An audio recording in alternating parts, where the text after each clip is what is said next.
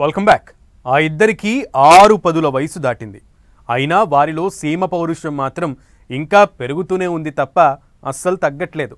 తాతల కాలం నాటి నుంచి ఉన్న వైరం ఇప్పుడు రాజకీయంగా నిలదొక్కునే ప్రయత్నంలో భాగంగా ఏజ్తో సంబంధం లేకుండా శరీరం సహకరిస్తున్నా లేకున్నా తగ్గేదేలే అంటూ మీసాలు మెలేస్తున్నారు.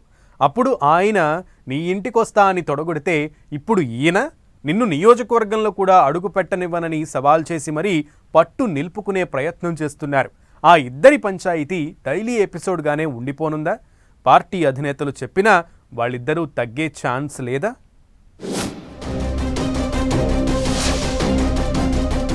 జేసీ కేతిరెడ్డి కుటుంబాల మధ్య ఏళ్లనాటి వైరం.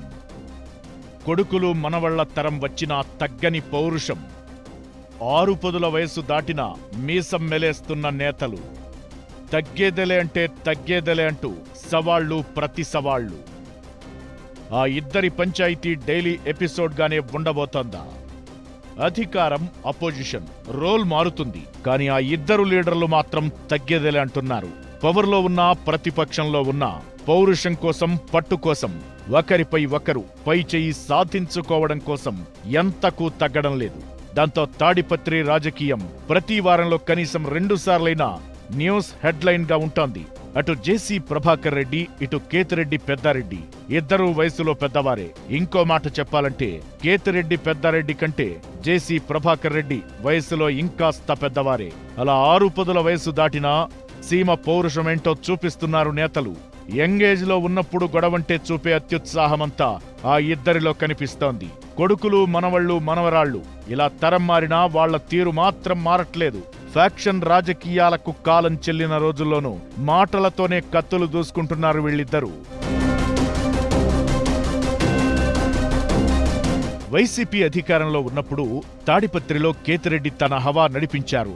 ఏకంగా జేసీ ప్రభాకర్ రెడ్డి ఇంటికెళ్లి కూర్చుని సవాల్ విసిరారు.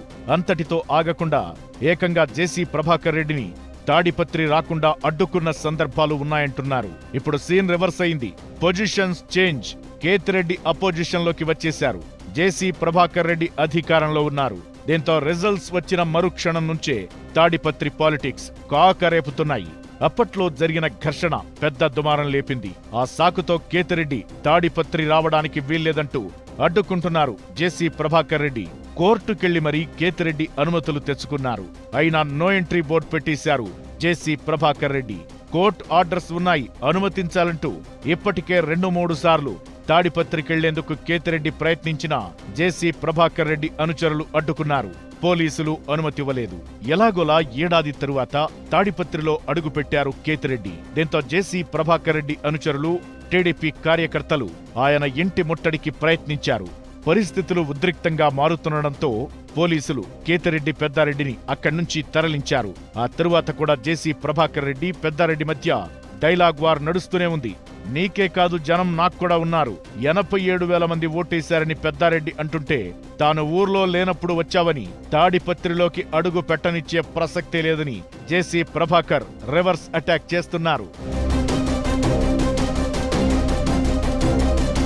అయితే ఈ ఇద్దరి పంచాయతీ చూసిన జనాలకు అసలు ఎవరిది తప్పు ఎవరిది ఒప్పు అనేది అర్థం కాని పరిస్థితి.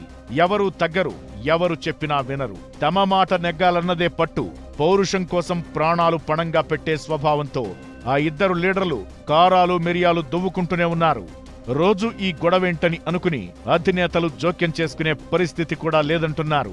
జేసీ ప్రభాకర్ రెడ్డికి చంద్రబాబు, కేతిరెడ్డికి జగన్ సముదాయించి చెప్పేంత సీన్ కూడా ఈ ఇద్దరి విషయంలో కనిపించడం లేదంటున్నారు. ఎందుకంటే జేసీ కేతిరెడ్డి ఇద్దరు ఫ్యాక్షన్ బ్యాక్గ్రౌండ్ నుంచి వచ్చిన నేతలు. వాళ్ల తాతల కాలం నుంచే ఇద్దరికీ రాజకీయ వైరం.